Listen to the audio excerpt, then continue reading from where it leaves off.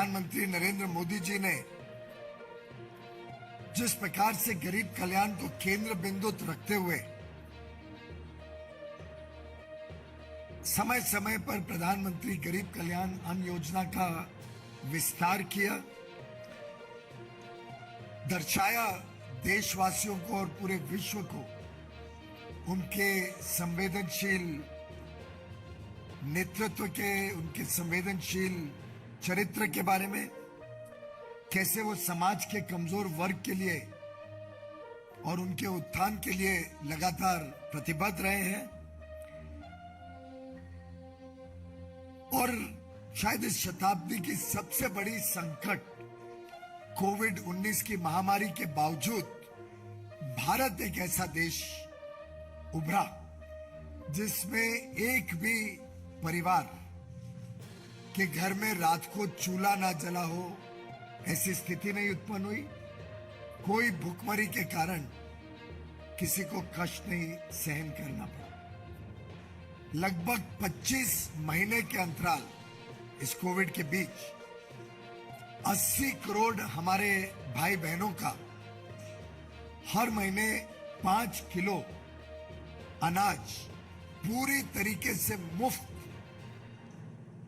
देने का जो पुण्य का काम माननीय प्रधानमंत्री जी के नेतृत्व में किया गया, जिसपे लगभग 3,40,000 करोड़ अनुमानित व्यय है, जिसके रहते लगभग 1,000 लाख टन 1,000 लाख टन अनाज पूरी तरीके से मुफ्त इन 80 करोड़ भाई बहनों तक पहुंचा है, आगे पहुंचेगा सितंबर तक। और शायद विश्व का सबसे बड़ा खाद्य सुरक्षा का प्रोग्राम भारत ने चलाया है। ये नेशनल फूड सिक्योरिटी एक्ट के अंतर्गत जो अनाज दिया जाता है, ये उसके अतिरिक्त है, एक प्रकार से डबल कर देता है। आप सब जानते हैं कि एनएफएसए के तहत हमने आज देश भर में बड़े विस्तार से 80 करोड़ लोगों को लगभग कवर किया है। जो अंत्योदय अन्न योजना के पुराने परिवार थे उनको 35 किलो हर परिवार को, और बाकी लोगों को 5 किलो हर व्यक्ति के पीछे अनाज दिया जाता है, वितरण किया जाता है हर महीने। और गरीब का कल्याण हो, कमजोर वर्ग को कोई कठिनाई ना हो, इसको मद्देनजर रखते हुए एक जो एक्सेस टू फूड सिक्योरिटी आवश्यक भी है और एक बुनियादी विषय है जिसकी हम सबको चिंता रहनी चाहिए, उसको पूरी तरीके से सुनिश्चित किया। जो कल्पना माननीय प्रधानमंत्री जी की थी कि हर एक व्यक्ति को अपनी आवश्यकता पूरी तरीके से मिले,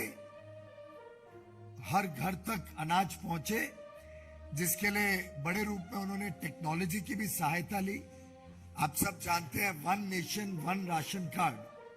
ये प्रधानमंत्री जी की कल्पना थी कि कैसे हम देश भर के गरीबों को, जो 80 करोड़ लाभार्थी है इस योजना के, उनको टेक्नोलॉजी से जोड़ के ये सुविधा उपलब्ध कराएं कि देश में किधर भी वो अपनी अन्न को, जो उनकी एलिजिबिलिटी है, उसको देश में कहीं भी प्राप्त कर सके। जरूरत पड़े तो टुकड़ों टुकड़ों में प्राप्त कर सके, अलग अलग समय ले सके, अलग अलग बार ले सके। अगर गांव में परिवार रहता है, कोई व्यक्ति प्रवासी मजदूर दूसरे जगह काम करता है, तो दोनों जगह अनाज मिल सके। कोई 3 जगह लेना चाहे 3 जगह ले ले। और आपको जान के खुशी होगी कि लगभग 65 करोड़ ऐसे पोर्टेबिलिटी ट्रांजैक्शन से लोगों ने अपने घर के अलावा दूसरी जगह पे अपने अन्न को आइदर इन फुल और इन पार्ट लिया है, उसका लाभ उठाया है। उल्टे कोविड महामारी के दौरान कई लोगों को लगता था कि भारत में तो बहुत ही तकलीफ आएगी, भारत कैसे अपने लोगों को संभालेगा। जब लॉकडाउन था तब तो विशेषकर बड़ी चिंता रहती थी, पर मैं समझता हूं प्रधानमंत्री जी ने अपने गरीब देशवासियों का, खासतौर पे प्रवासी मजदूरों का एक चट्टान की तरह साथ दिया, सुनिश्चित किया कि हर एक तक महामारी के बावजूद हर व्यक्ति तक अनाज पहुंचे। और अब जब महामारी कम होते जा रही है, अब प्रभाव बहुत कम हो गया है कोविड का, उसके बावजूद उन्होंने जो 6 महीने बढ़ाए सितंबर तक, ये वास्तव में उनकी संवेदनशीलता का भी एक प्रतीक है कि उन्हें लगा थोड़ा और समय ये सहायता मिल जाए तो हमारे भाई बहनों को एक प्रकार से ईज ऑफ लिविंग हो जाएगा, उनको सहूलियत मिल जाएगी जब वो अपना जीवन फिर एक बार पटड़ी पर ला रहे हैं। मैं आपको ये भी बताना चाहूंगा कि इस काम का न सिर्फ भारत में लोगों ने संतुष्टि व्यक्त की है, और अगर उसका प्रमाण देखें तो हाल में ही हुए कई सारे चुनावों में लगभग आप सभी की सामान्य देश भर में जो लोगों की अपेक्षा थी, हमारी तो अपेक्षा पहले से थी कि हम पुनः जीत के आएंगे, लेकिन लगभग आप में से कई मित्रों को थोड़ा डाउट्स, आप लोग हमें भी बात करते रहते थे। मैं समझता हूं जनता ने उसका जवाब दिया कि जनता कितना संतुष्ट है प्रधानमंत्री जी के, हमारे मुख्यमंत्रियों के काम से, और कहां देश ने पहले एंटी इनकम्बेंसी हर बार महसूस की थी, अब प्रो इनकम्बेंसी ये देश देख रहा है। और एक प्रकार से जो प्रधानमंत्री जी का कार्य है उसका अंतर्राष्ट्रीय पटल पर भी, जो हाल में ही IMF का एक वर्किंग पेपर महामारी, गरीबी और असमानता के ऊपर भारत के पूरे स्थिति का आकलन करते हुए निकला है, उसने बताया है कि ये जो फूड सब्सिडी या जो मुफ्त में अनाज दिया गया NFSA के दौरान भी जो दिया गया, और जो मुफ्त में गरीब कल्याण अन्न योजना के तहत दिया गया, दोनों जोड़ लें अगर, तो इसका बहुत बड़ा प्रभाव रहा, जिसके कारण भारत में गरीबी भी नहीं बढ़ी,